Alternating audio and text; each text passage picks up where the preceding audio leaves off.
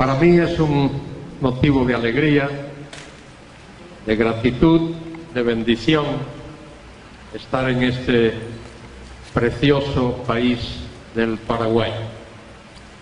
Es mi tercera visita. Las dos anteriores fueron muy breves, muy rápidas, y esta vez pues un poquito más de tiempo para estar aquí en la capital y conoceros a vosotros y expresaros mi gratitud por la acogida que nos habéis dado en estos días. No conocía muy bien al pueblo paraguayo, solo había oído algunas cosas. Oí una vez de un paraguayo que fue a un sitio a pedir empleo, quería trabajar y fue a la oficina, rellenó unas planillas y después un señor lo entrevistó. Y le dijo: ¿qué experiencia ha tenido usted, señor? Y dice: mire, yo he talado árboles en el Sahara. El caballero le dijo: oiga, señor, es que en el Sahara no hay árboles. Y él dijo: ahora no hay árboles. Ahora, después de que pasé yo por allí. Es un gusto compartir con vosotros. Mi esposa me acompaña, está aquí en la primera fila para corregirme si me equivoco. Tenemos una familia pequeña, solo 4 hijos, 3 chicas y un varón. 2 de las chicas han bendecido a mi esposa con 7 nietos y el varón, que se casó hace 2 años, él es piloto comercial, va a tener su primera criatura el mes que viene, en el mes de noviembre, a mediados del mes de noviembre. De manera que María va a ser riquísima, va a tener 8 nietos. Todos son de ellas. Ellas dicen que son sus nietos. Y los nietos esos son buenísimos. Bueno. Solo que son terremotos, todos. La escala Richter llega a 10. Estos llegan casi a 15 en la escala Richter. Hace unos meses atrás, mi hija, la madre de 4, que vive en la ciudad de Houston, en Estados Unidos, me mandó una foto de la pequeña, que tiene ahora 4 años, va a cumplir 5, y la niña levantaba un brazo enyesado, porque ella quiere hacer todo lo que sus hermanos hacen. Si los hermanos se suben, ella se sube. Si se tiran al suelo, ella se tira. Si corren, ella corre. Hace todo lo que sus hermanitos hacen. Y el otro pequeñito, bueno, pequeñito no, es mayor que ella, va a cumplir 6. Hace par de años, 2 o 3 años, vinieron a visitarnos donde vivíamos en Barcelona, y de pronto escuchamos un grito y el niño tenía los 4 dientes delanteros en el aire. Se había pegado un tortazo con la mesa, 2 de los dientes habían quedado sobre la mesa y los 2 estaban colgando. Tuvimos que correr con él al dentista. Y hace unos días me mandó una foto del niño con un brazo enyesado, para no perder la costumbre. Así es que así son esos niños, pero son buenos. Son buenos, son terremotos, pero son buenos. Alegran la vida, alegran el hogar. Y es importante que los padres que tienen niños, he observado que este país es un país joven, mucha juventud aquí y muchos niños. Es importante que los padres enseñen a sus niños desde pequeñitos que lo más importante en la vida es conocer a Dios. Conocer a Dios a través de Jesucristo. Y que no se trata de religión. No tiene que ver con religión, con ser religioso. Se trata de relación, que podamos relacionarnos correctamente con el único Dios vivo y verdadero.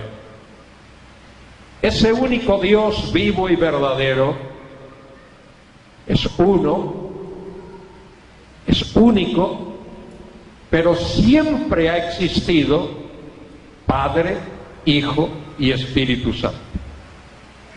Él es uno porque hay una sola esencia, una sola sustancia, una sola realidad eterna. Por eso Él es uno. Pero es tres en personas. Una es la persona del Padre, otra es la persona del Hijo y otra es la persona del Espíritu Santo. No es lo mismo esencia o sustancia que persona. Son tres personas, pero no son tres dioses. Hay un solo y único Dios vivo y verdadero. El Padre es Dios, el Hijo es Dios, el Espíritu Santo es Dios.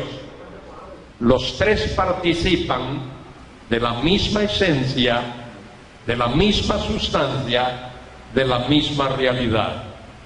Dios es uno en esencia, uno en sustancia, pero tres en personas.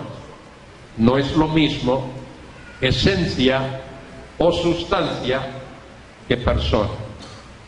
Y ese Dios glorioso y eterno diseñó un plan perfecto. En la eternidad diseñó un plan perfecto. Dios Padre es el diseñador de un plan perfecto. Ese plan perfecto diseñado por Dios el Padre es ejecutado por Dios el Hijo. Y ese plan que el Padre diseñó y que el Hijo ejecutó es aplicado por el Espíritu Santo. Es decir, las tres personas de la Trinidad intervienen armoniosamente, de una manera gloriosa, en ese plan eterno de Dios. Y ese plan implica la creación. Todo el universo, todo lo creado, ha sido creado por ese Dios. Dios lo creó instantáneamente. Los teólogos utilizan la palabra fiat, instantáneamente. Lo creó milagrosamente. No usó cosas que ya existían, lo hizo milagrosamente. Lo hizo por su palabra, o como dicen los teólogos, lo hizo ex nihilo. No había nada, absolutamente nada. Dios usó su palabra, su poder creador, su omnipotencia para crear todas las cosas. Con el permiso de los científicos, hay muchos en el mundo, hombres de ciencia, hombres de saber, el universo del cual formamos parte no es producto de una gran explosión. No hubo un Big Bang y de ahí surgió el universo. Además de el hecho de que así es decir, el universo no fue producto de una gran explosión, también usemos un poquito de la lógica y de la inteligencia que Dios nos ha dado. Todo el mundo sabe que una explosión no produce orden. Cuando algo explota, hay caos. Las cosas no están en orden cuando hay una explosión. Este universo en el cual vivimos manifiesta un orden perfecto. Hay un orden en el universo.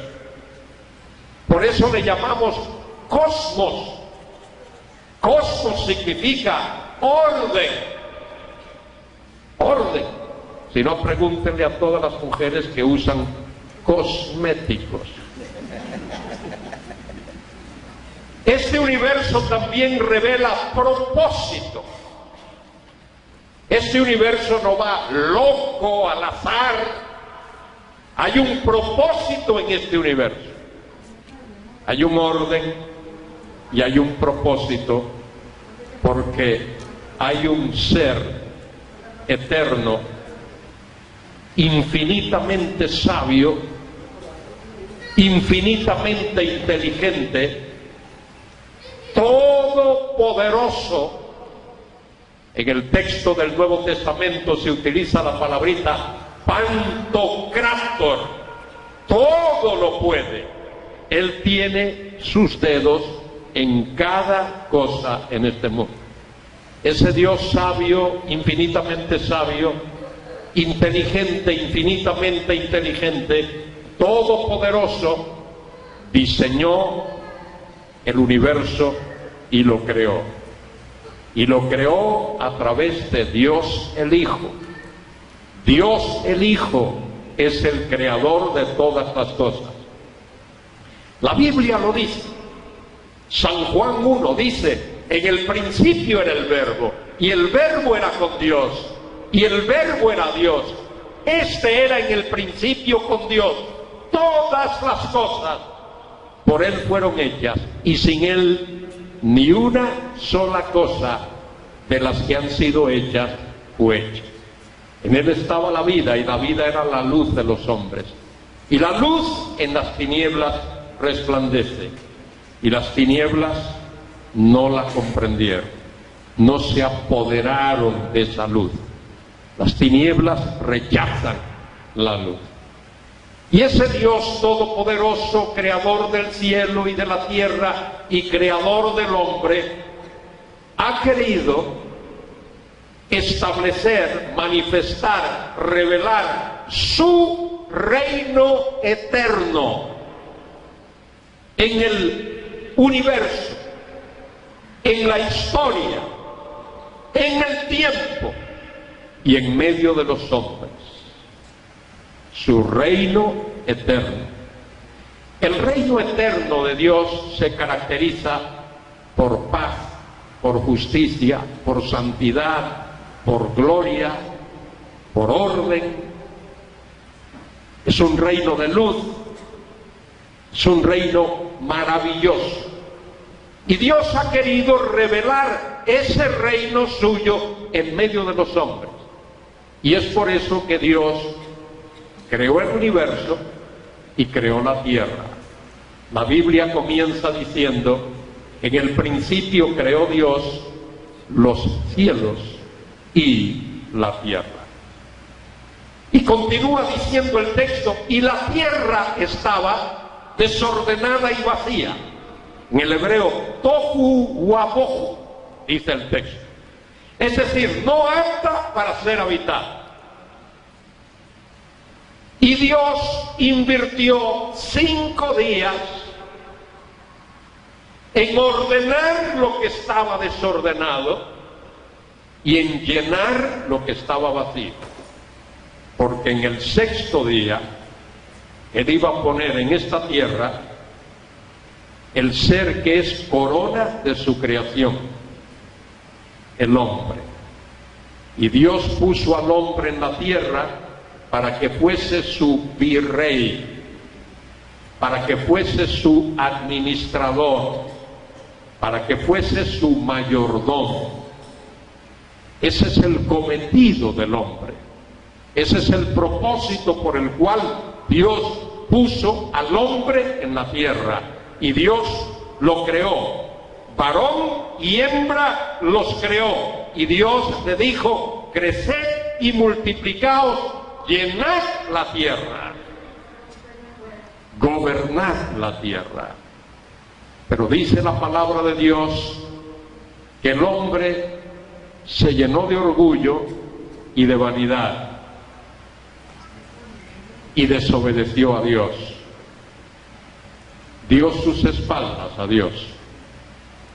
Y dice la Biblia que por la desobediencia de un hombre, Adán, entró el pecado. Y por el pecado, la muerte. Y la muerte pasó a todos los hombres por cuanto todos pecaron. ¿Por qué morimos? Porque somos pecadores. La muerte es resultado, es consecuencia directa del pecado. De manera que el hombre desobedeció a Dios, se alejó de Dios, pero eso no significa en manera alguna que el plan de Dios fue destruido o coartado, o que deja de funcionar. El plan de Dios sigue adelante. Lo único que no se ha de cumplir en el Adán del huerto del Edén, se ha de cumplir en el postrer Adán. El postrer Adán es Jesucristo. Y el centro de la Biblia es Jesucristo. De manera que Dios cumplirá su propósito eterno. El propósito eterno de Dios es de establecer su reino de paz, de justicia, de santidad en este mundo. Es decir, Dios va a implantar, a establecer su autoridad, su soberanía en este mundo rebelde en el cual nosotros vivimos ahora. Vivimos en un mundo rebelde, en un mundo que niega a Dios. La filosofía que impera en el mundo ahora mismo se llama el postmodernismo. Ya no es el humanismo de hace años, ya no es el modernismo de hace un siglo, ahora es el postmodernismo. Y el postmodernismo es la filosofía que pretende negar a Dios o decir que Dios no hace falta. Pero el hombre no puede vivir sin Dios. Dios sigue en su lugar, Dios está en su trono, y Dios ha de implantar su reino glorioso en este mundo. Y de eso nos habla el libro de Daniel. La Biblia dice que un día en su plan, en su propósito, Dios llamó a un hombre de Ur de los Caldeos llamado Abraham. Ese hombre tenía unos 75 años cuando Dios lo llamó.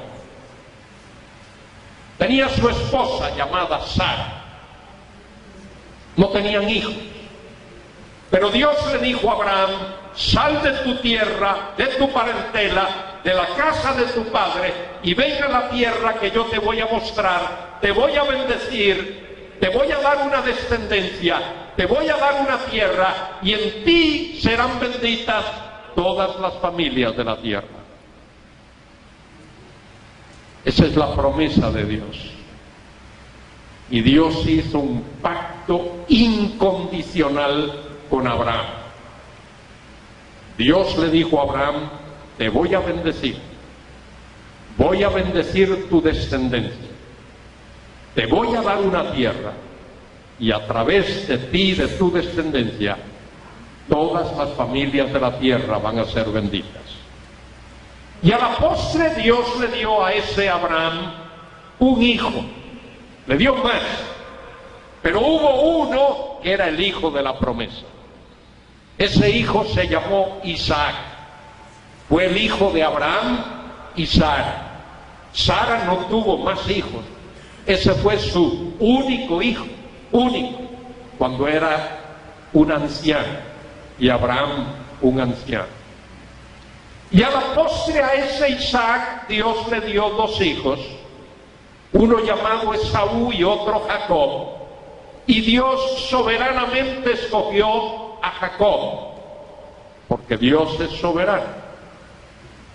Y a través de Jacob, Dios a ese hombre le dio 12 hijos, 12 patriarcas, y a través de él, uno en particular llamado Judá. Y de ese Judá proviene la familia de Isaí, y de Isaí proviene la familia de David.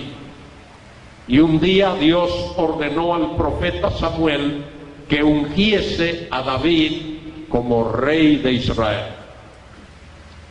Y el pacto que Dios había hecho con Abraham, Dios lo reitera y lo amplía a David.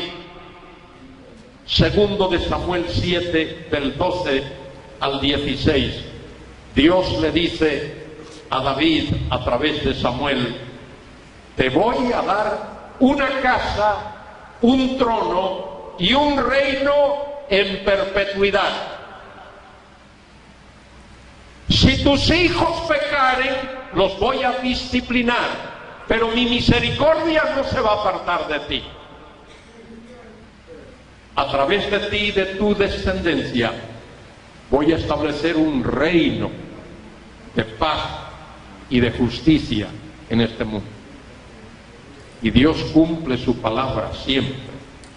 Dios cumple su promesa, aunque pase el tiempo. Aunque pase el tiempo.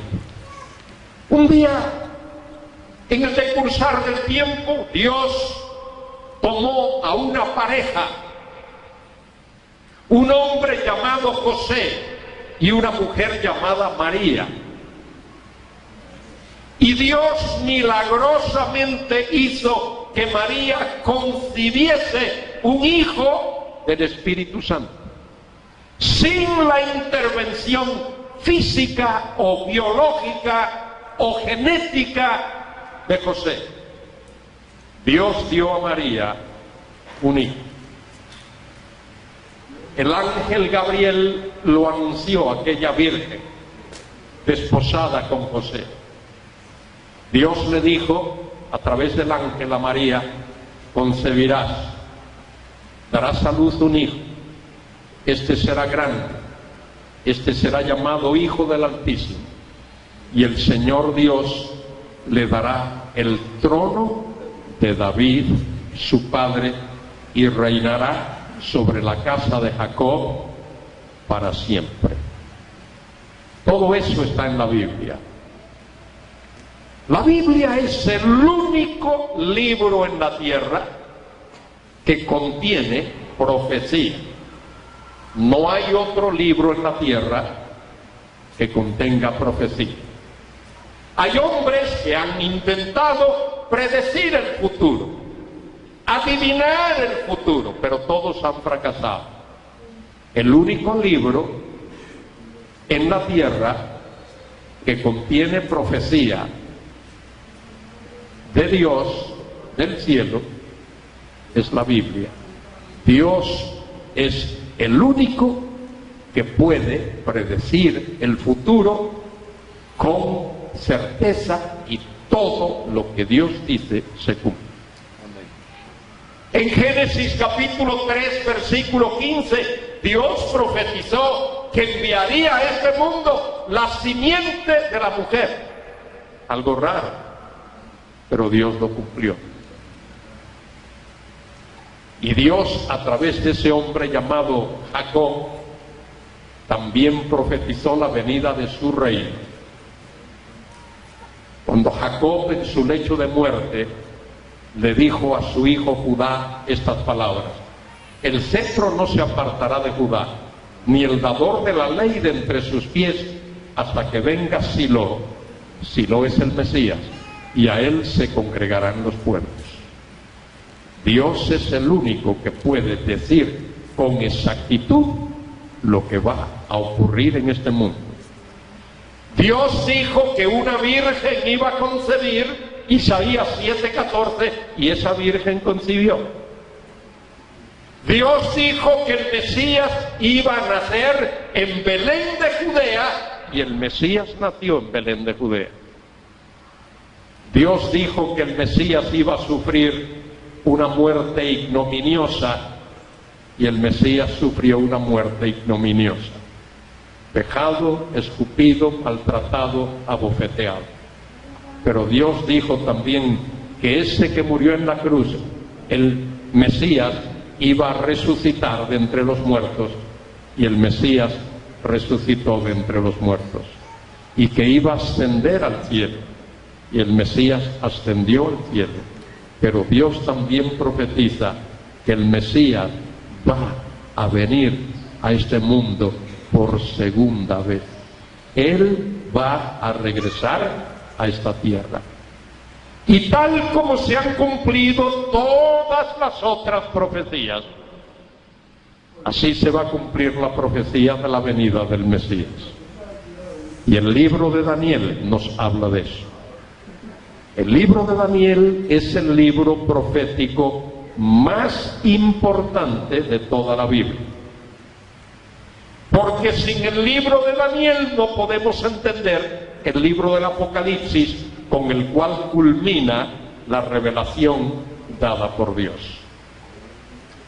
Daniel era un jovencito que fue llevado cautivo a Babilonia, porque Dios, el soberano Dios, debido a que su pueblo, su nación, Israel, había sido desobediente por muchas décadas, siglos quizá, Dios la disciplinó y la llevó cautiva a Babilonia.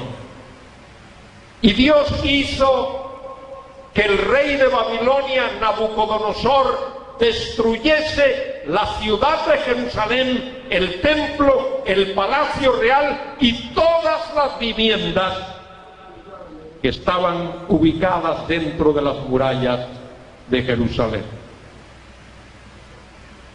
Y Dios le puso fin a la independencia de la nación de Israel en el año 586 a.C.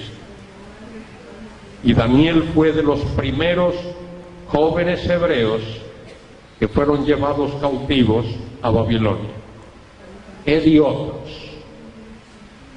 Y Daniel estuvo allí toda su vida en Babilonia, probablemente hasta su muerte. Más de 70 años estuvo allí. Los 3 primeros años fueron invertidos en aprendizaje. Daniel aprendió el idioma, la cultura, todo lo que tenía que ver con el pueblo caldeo, con el pueblo babilonio. Y Daniel fue un joven fiel a Dios. De eso voy a hablar mañana a la juventud, a los jóvenes. La fidelidad de Daniel en medio de la sociedad en la cual vivía. Pero un día, el rey de Babilonia, un hombre llamado Nabucodonosor, mire qué nombre, Nabucodonosor. A lo mejor se te ocurre, si tu esposa va a tener un niño, pues mira, un lindo nombre ponerle. Nabucodonosor. Que no se te ocurra. Que no se te ocurra. Bueno, este Nabucodonosor había estado en el trono 3 años. Y una noche va a la cama a dormir. Y comienza a soñar. Tiene un sueño raro, extraño, se despierta y no se acuerda lo que había soñado. Y su corazón y su mente se turban.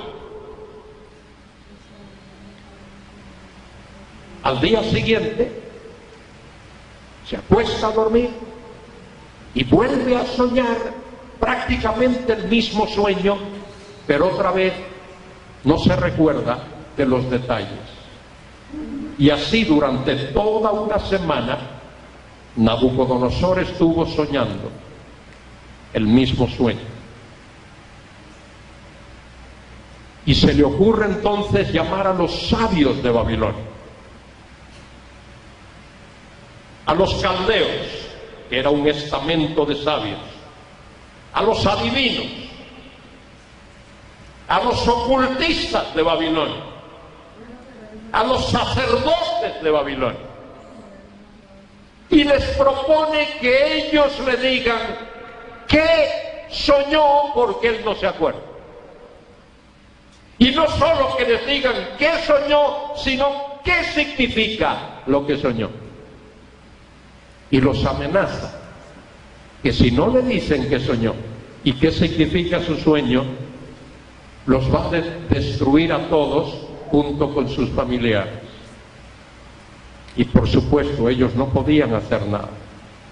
Y le dicen al rey Nabucodonosor: imposible.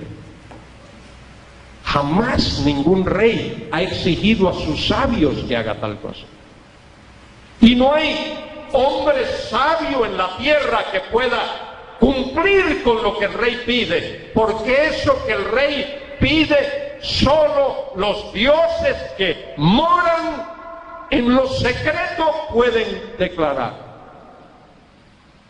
Y aquellos hombres confiesan su incapacidad, la imposibilidad de cumplir con el deseo de Nabucodonosor. Y Nabucodonosor promulga un edicto y manda a matar a todos los sabios de Babilonia. Y entre los sabios de Babilonia, por supuesto, está Daniel y sus amigos, que hubiesen perecido también si el decreto de Nabucodonosor se cumple. Y Daniel y sus amigos se ponen a orar. Dice el texto en Daniel 2:16: y Daniel entró y pidió al rey que le diese tiempo y que él mostraría la interpretación al rey. Luego se fue Daniel a su casa e hizo saber lo que había Ananías, Misael y Azarías, sus compañeros, para que pidiesen misericordia del Dios del cielo sobre este misterio. Misterio significa algo que solo Dios puede dar a conocer. Misterio significa un secreto que está escondido en Dios y que solo se conoce cuando Dios lo revela. Para que pidiesen misericordia del Dios del cielo. ¿Sabe quién es el Dios del cielo? El Dios del cielo es el Dios de la tierra también. Él es Dios del cielo y Dios de la tierra. Y Él es el Dios soberano, el Dios de todo el universo, el Dios de la creación. Es ese Dios que ha diseñado ese plan eterno que lo incluye todo. Y entre paréntesis, es el Dios que en su soberanía un día mandó a su Hijo Jesucristo a este mundo para que muriese en la cruz del Calvario, para pagar la deuda del pecado de la humanidad y para que el hombre tuviese la oportunidad de ser salvo, de recibir el perdón de sus pecados, por la gracia de Dios, por la fe en Jesucristo, creyendo en ese Cristo, quien dijo: el que cree en mí tiene vida eterna.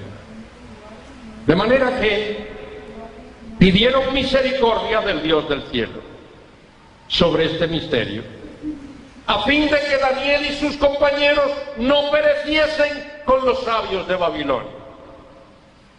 Y Dios le reveló a Daniel. Fíjese el milagro. Escuche, la profecía es milagrosa. La profecía bíblica es milagrosa, es sobrenatural. Por eso he dicho, solo la Biblia contiene profecía y solo Dios puede profetizar. Entonces el secreto fue revelado a Daniel en visión de noche, por el cual bendijo Daniel al Dios del cielo. Y Daniel habló y dijo: sea bendito el nombre de Dios de siglos en siglos, porque suyos son el poder y la sabiduría. Él muda los tiempos y las edades, quita reyes y pone reyes, da la sabiduría a los sabios y la ciencia a los entendidos.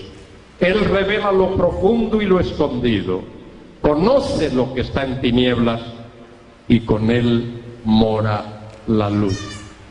Ese es el gran Dios, el Dios del universo, el único Dios vivo y verdadero, el Dios que es espíritu. Lo dice la Biblia, Juan 4:24. Dios es espíritu, y los que le adoran en espíritu y en verdad es necesario que le adoren. En el mundo hay muchas personas que están adorando a otras cosas. Adoran ídolos, adoran imágenes, adoran cosas, adoran filosofías, adoran lo material. Pero el Dios de la gloria es espíritu, al único que hay que adorar, y Dios busca adoradores. Muy bien, Dios le dijo a Daniel el contenido del sueño de Nabucodonosor, cosa que los sabios de Babilonia, ninguno de ellos había podido revelar. Y no solo el contenido, sino el significado profético de ese sueño. Y Daniel fue a la presencia del rey y le dijo al rey: tranquilo, Dios me ha dicho qué soñaste y qué significa tu sueño, y te lo voy a declarar. Ahora, algo había sucedido. Cuando Nabucodonosor fue a su lecho y soñó, algo estaba en su mente, algo le preocupaba. Y parece ser que lo que le preocupaba a Nabucodonosor era lo siguiente. Nabucodonosor sabía cómo había llegado él al trono de Babilonia. Su padre había muerto inesperadamente. No estaba enfermo, no tenía problemas, pero murió súbitamente. Y Nabucodonosor fue convocado, fue traído para que ocupase el trono de su padre. Nabucodonosor sabía cómo y por qué él había ocupado aquel trono. Su padre había muerto súbitamente y ahora él está en el trono. Pero lo que le preocupaba a él era qué iba a ocurrir con su trono, con su reino, el día que él muriese. Esa era su gran preocupación. Y mire lo que Dios hizo. Dios no solo le mostró a Nabucodonosor el futuro inmediato, sino el futuro lejano. El futuro lejano. Dice el texto, le dice Daniel a Nabucodonosor: estando tú, oh rey, en tu cama, te vinieron pensamientos por saber lo que había de ser en lo porvenir. Esa era la preocupación de Nabucodonosor, saber lo que había de ser en lo porvenir. Y el que revela todos los misterios te mostró lo que ha de ser. Dios no solo mostró a Nabucodonosor lo que iba a ocurrir en el futuro inmediato. Nabucodonosor reinó 43 años. Dios mostró a Nabucodonosor y a nosotros, a través de Nabucodonosor, lo que ha de suceder en los postreros tiempos. En los postreros tiempos.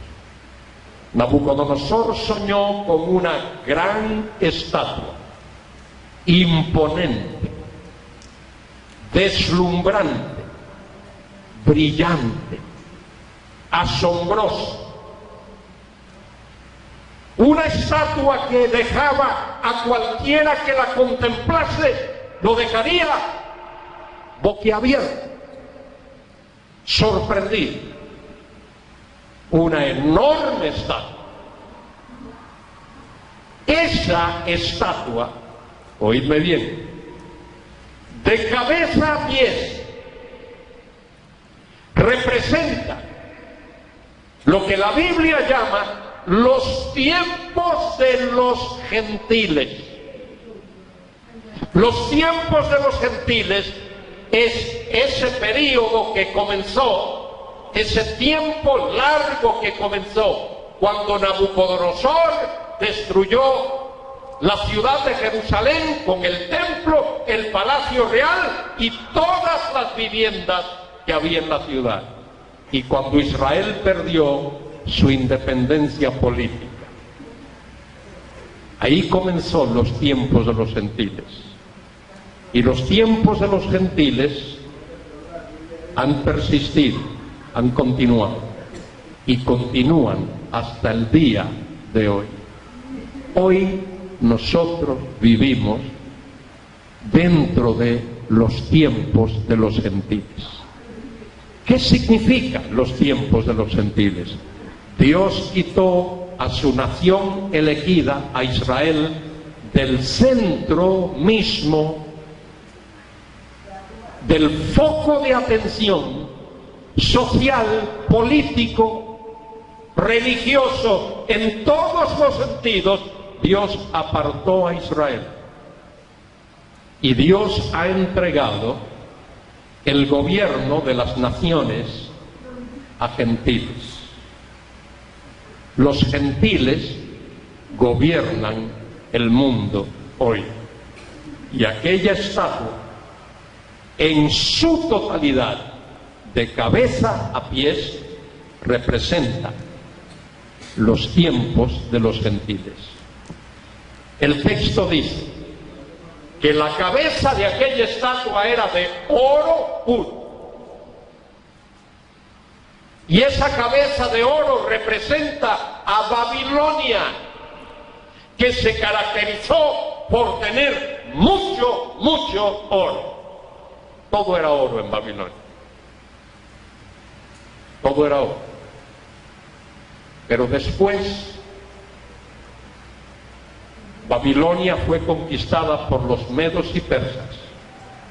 El tórax y los brazos de la estatua representa el reino de los medos y los persas, que comenzó en el año 539 antes de Cristo, cuando Ciro el Grande conquistó Babilonia.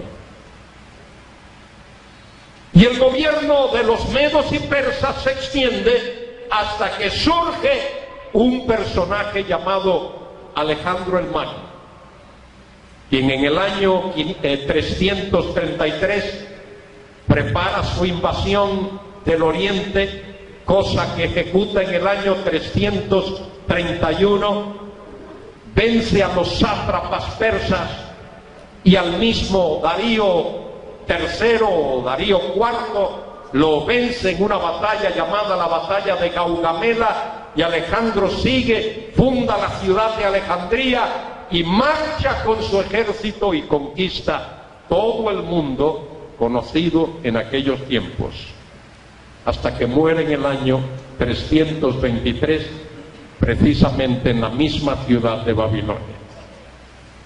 La cabeza de oro, seguida del tórax y los brazos de plata, formando parte de una misma imagen, el vientre y las caderas de bronce que forman parte de ese imperio, de esa estatua, una sola estatua, y luego viene un cuarto imperio, representado por las piernas de hierro y los pies mitad hierro y mitad barro.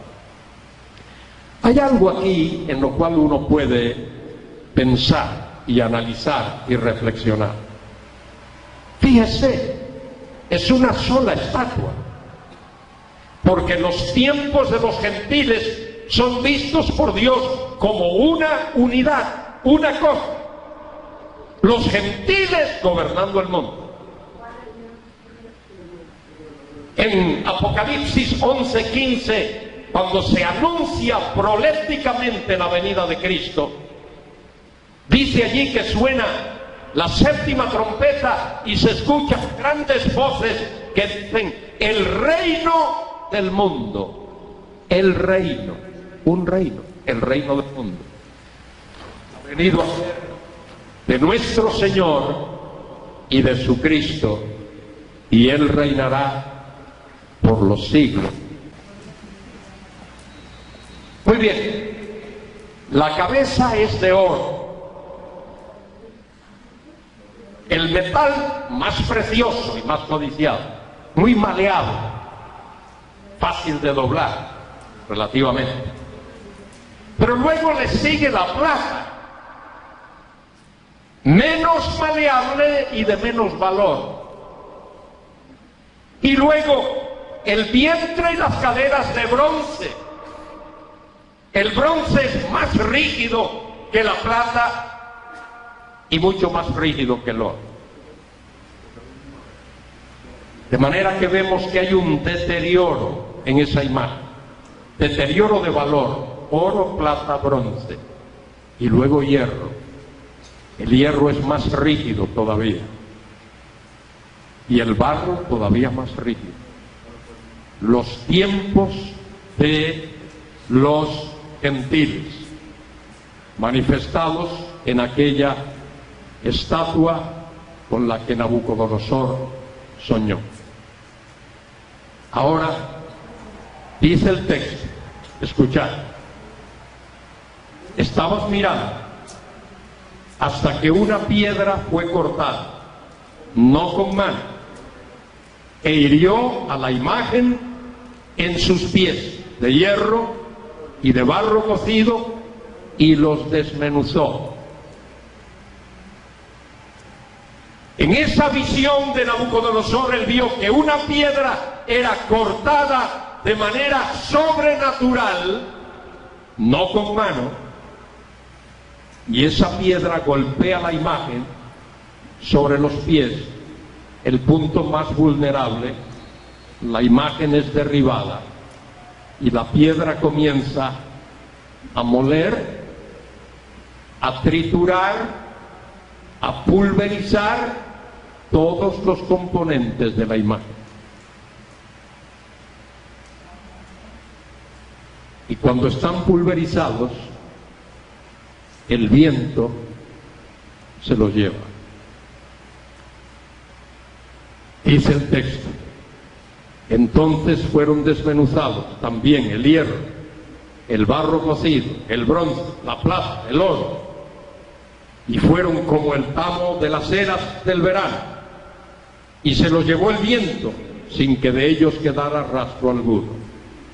Mas la piedra que hirió la imagen fue hecha un gran monte que llenó toda la tierra.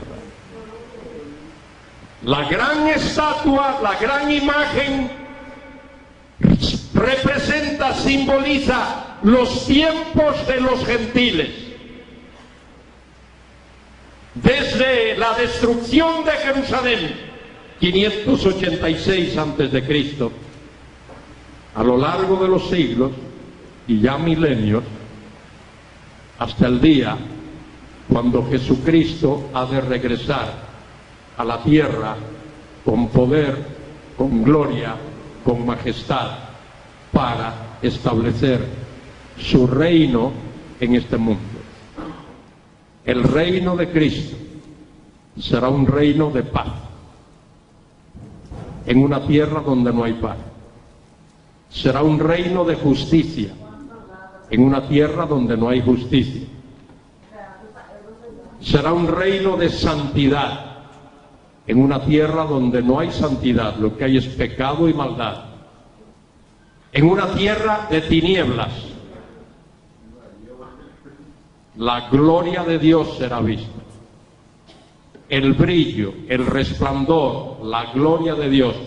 Toda la tierra será llena del conocimiento y de la gloria del Señor, Jehová de los ejércitos.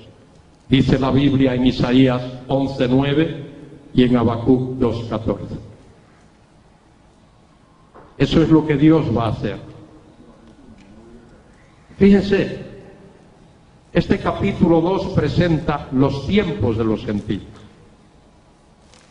vistos por fuera, en su brillo, en su resplandor, en su gloria deslumbrante, vistos desde la óptica humana.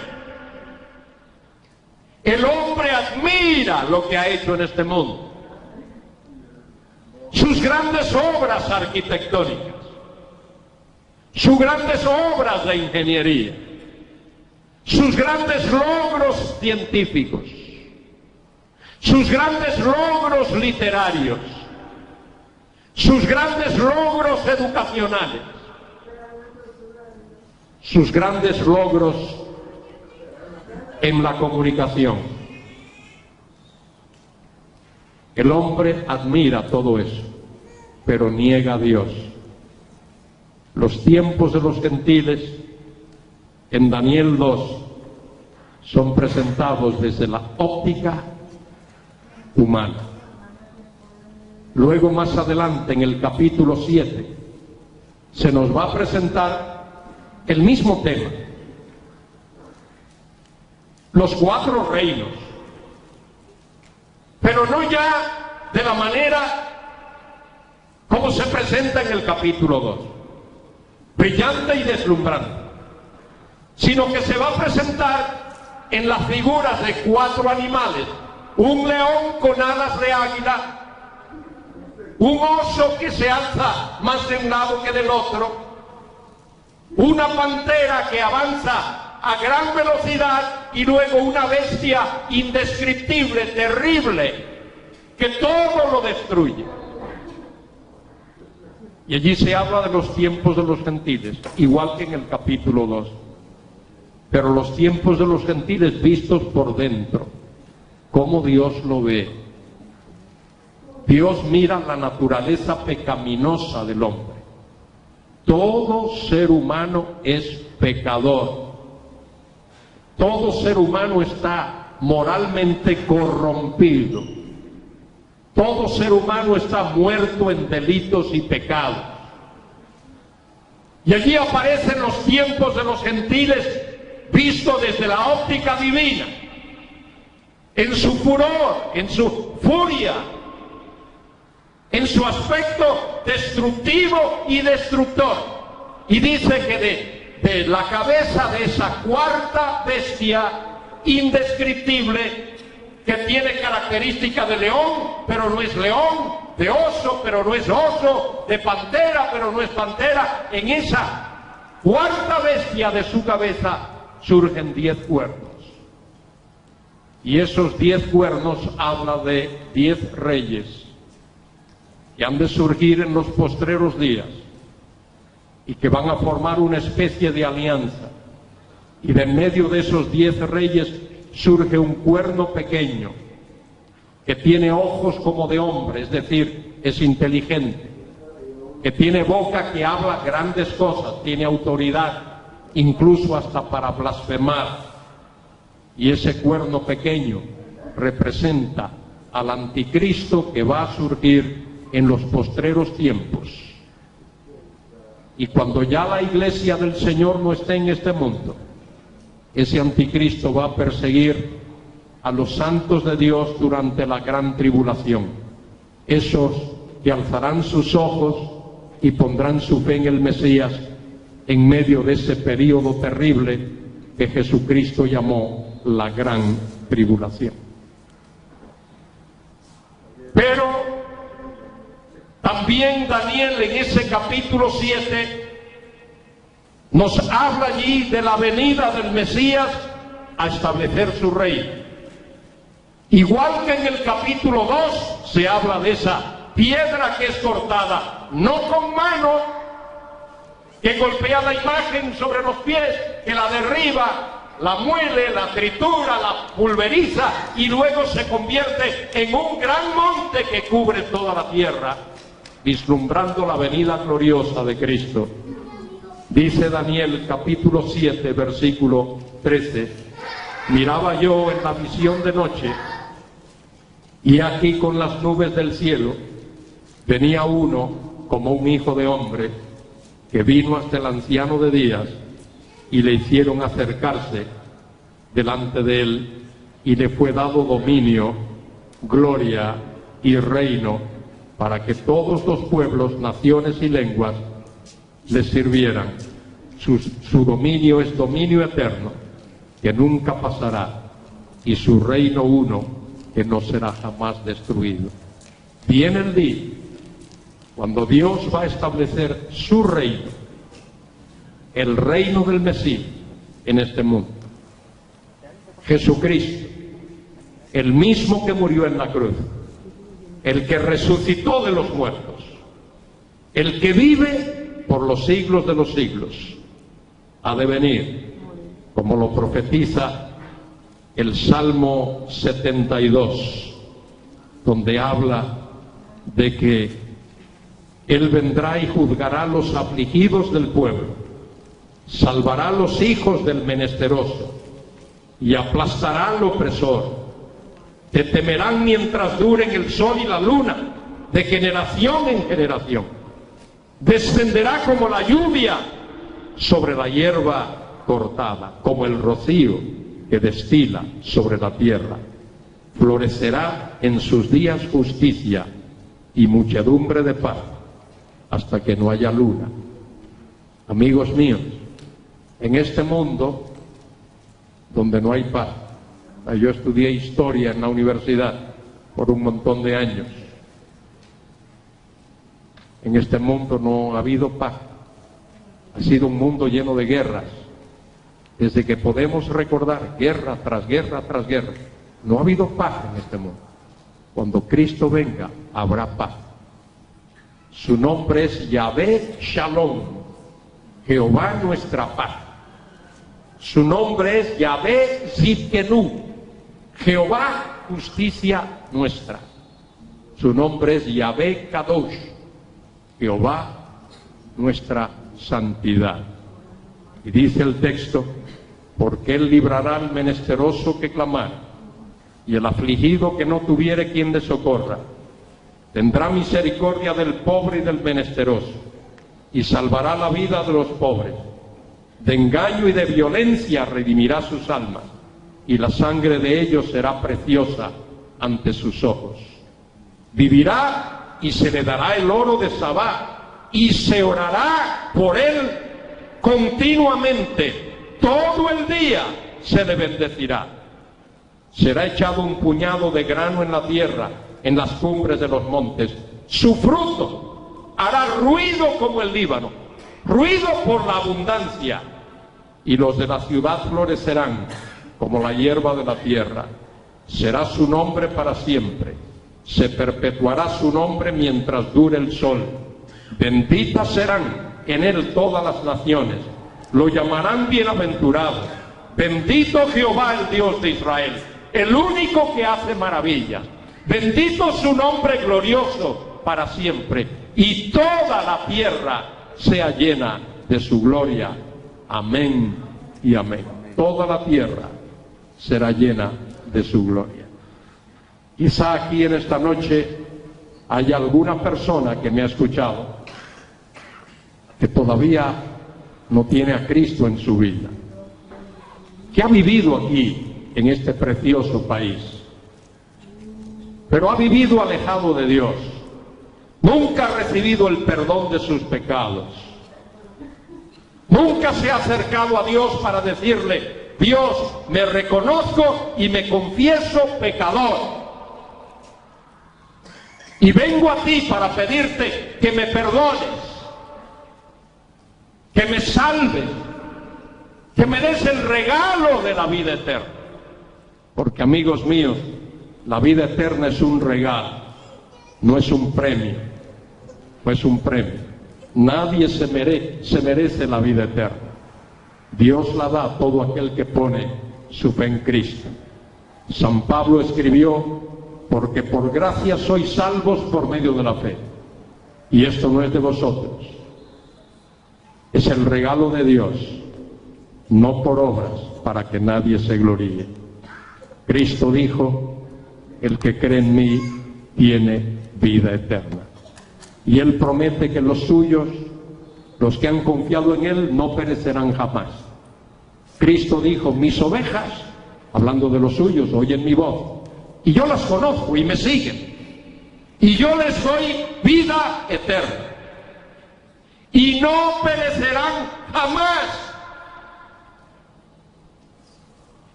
Nadie las puede arrebatar de mi mano. Mi Padre que me las dio, mayor que todos es, y nadie las puede arrebatar de la mano de mi Padre.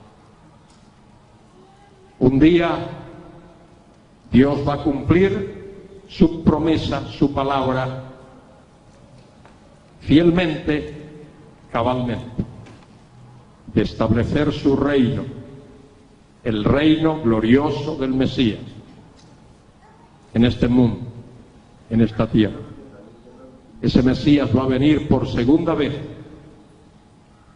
y tú tienes la oportunidad ahora de recibirlo en tu vida, porque Él vino la primera vez para salvar, pero vendrá la segunda vez para juzgar.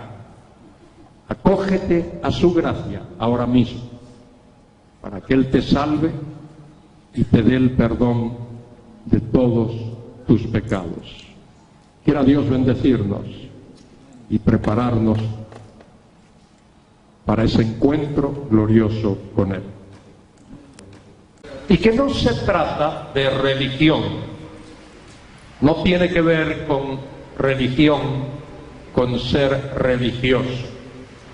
Se trata de relación, que podamos relacionarnos correctamente con el único Dios vivo y verdadero. Ese único Dios vivo y verdadero es uno, es único, pero siempre ha existido Padre, Hijo y Espíritu Santo.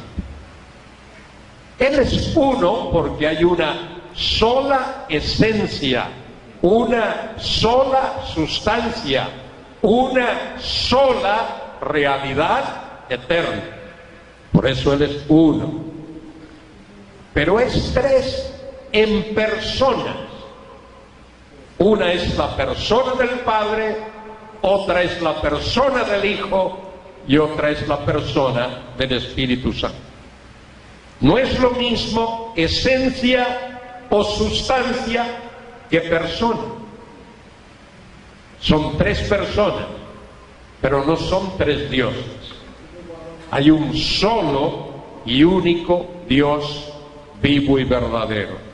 El Padre es Dios, el Hijo es Dios, el Espíritu Santo es Dios. Los tres participan de la misma esencia, de la misma sustancia, de la misma realidad. Dios es uno en esencia, uno en sustancia, pero tres en personas. No es lo mismo esencia o sustancia que persona. Porque ella quiere hacer todo lo que sus hermanos hacen. Si los hermanos se suben, ella se sube. Si se tiran al suelo, ella se tira. Si corren, ella corre. Hace todo lo que sus hermanitos hacen. Y el otro pequeñito, bueno, pequeñito no es mayor que ella, va a cumplir 6. Hace par de años, 2 o 3 años, vinieron a visitarnos donde vivíamos en Barcelona y de pronto escuchamos un grito y el niño tenía los 4 dientes delanteros en el aire. Se había pegado un tortazo con la mesa, 2 de los dientes habían quedado sobre la mesa y los 2 estaban colgando. Tuvimos que correr con él al dentista. Y hace unos días me mandó una foto del niño con un brazo enyesado, para no perder la costumbre. Así es que así son esos niños. Pero son buenos, son terremotos, pero son buenos. Alegran la vida, alegran el hogar. Y es importante que los padres que tienen niños, he observado que este país es un país joven, mucha juventud aquí y muchos niños. Es importante que los padres enseñen a sus niños desde pequeñitos que lo más importante en la vida es conocer a Dios. Conocer a Dios a través de Jesucristo. El caballero le dijo: oiga, señor, es que en el Sahara no hay árboles. Y él dijo: ahora no hay árboles. Ahora, después de que pasé yo por allí. Es un gusto compartir con vosotros. Mi esposa me acompaña, está aquí en la primera fila para corregirme si me equivoco. Tenemos una familia pequeña, solo 4 hijos, 3 chicas y un varón. 2 de las chicas han bendecido a mi esposa con 7 nietos y el varón, que se casó hace 2 años, él es piloto comercial, va a tener su primera criatura el mes que viene, en el mes de noviembre, a mediados del mes de noviembre. De manera que María va a ser riquísima, va a tener 8 nietos. Todos son de ellas. Ellas dicen que son sus nietos. Y los nietos esos son buenísimos. Bueno. Solo que son terremotos, todos. La escala Richter llega a 10. Estos llegan casi a 15 en la escala Richter. Hace unos meses atrás, mi hija, la madre de 4, que vive en la ciudad de Houston, en Estados Unidos, me mandó una foto de la pequeña que tiene ahora 4 años, va a cumplir 5, y la niña levantaba un brazo enyesado. Y ese Dios glorioso y eterno diseñó un plan perfecto. En la eternidad diseñó un plan perfecto. Dios Padre es el diseñador de un plan perfecto. Ese plan perfecto diseñado por Dios el Padre es ejecutado por Dios el Hijo. Y ese plan que el Padre diseñó y que el Hijo ejecutó es aplicado por el Espíritu Santo.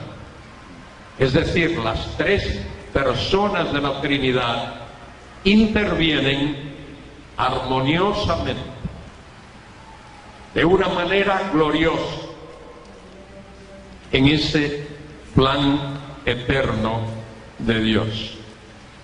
Y ese plan implica la creación. Todo el universo, todo lo creado, ha sido creado por ese Dios. Dios lo creó instantáneamente. Los teólogos utilizan la palabra fiat, instantáneamente. Lo creó milagrosamente.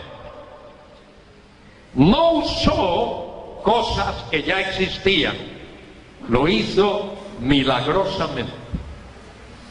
Lo hizo por su palabra, o como dicen los teólogos, lo hizo ex nihilo. No había nada, absolutamente nada. Dios usó su palabra, su poder creador, su omnipotencia para crear todas las cosas.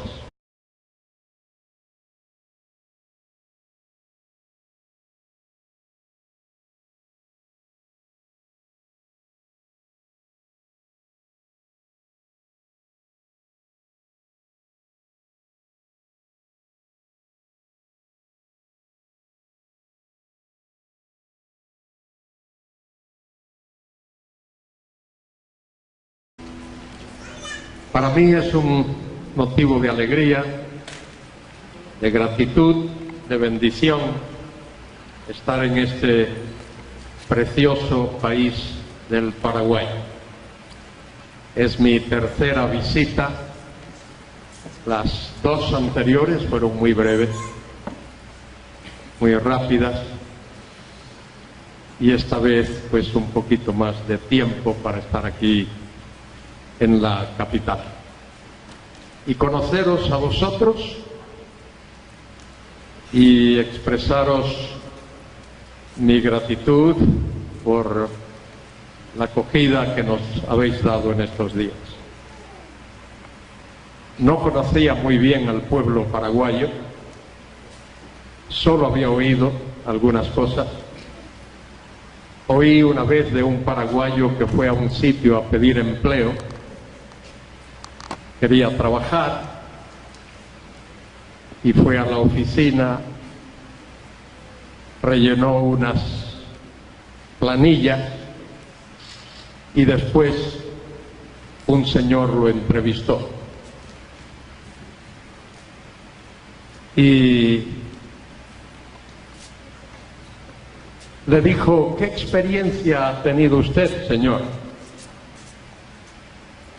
Y dice: mire, yo he talado árboles en el Sahara